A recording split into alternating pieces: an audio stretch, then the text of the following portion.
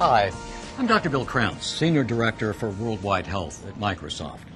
As a physician, my primary goal has always been to provide the best care to my patients. This often involves collaboration with other caregivers, which, as you know, has become more important and often challenging. That's why I'm so excited to introduce Microsoft's Unified Communications Technologies for healthcare. These technologies work with many of your current systems to provide more security and flexibility in the various ways that you communicate. Now, the scenarios we present here are fictional, but they'll give you a good idea of how our unified communications technologies are currently being used by healthcare organizations around the world. At the core of it all is a feature we call Rich Presence.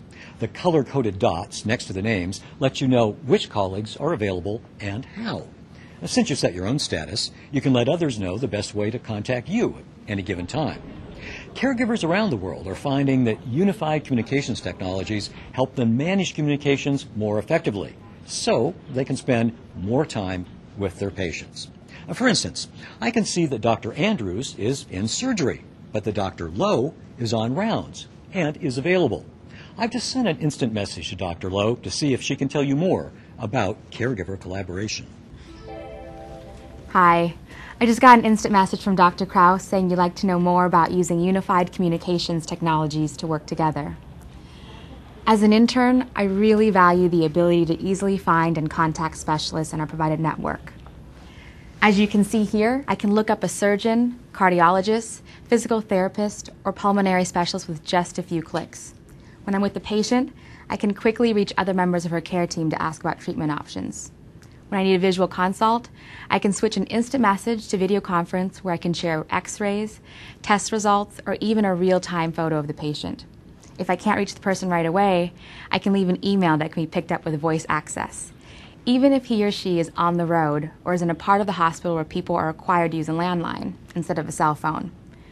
Let me hand you off to Dr. Andrews. She can tell you how communication tools help her manage her unpredictable schedule. Still in surgery. I'll send her an email to see if she can catch up with us later.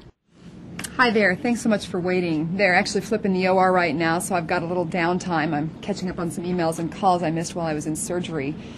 You know, I especially love live conferencing because it helps me keep close tabs on my patients, and I can support their care teams even if I'm across town.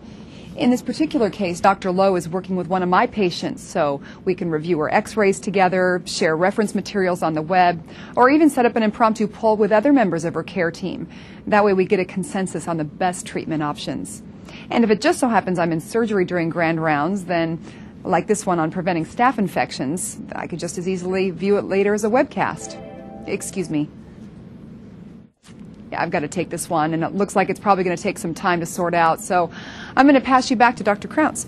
With the security and flexibility of Microsoft Unified Communications Technologies, I'm able to focus more of my time and energy on patient-centered priorities.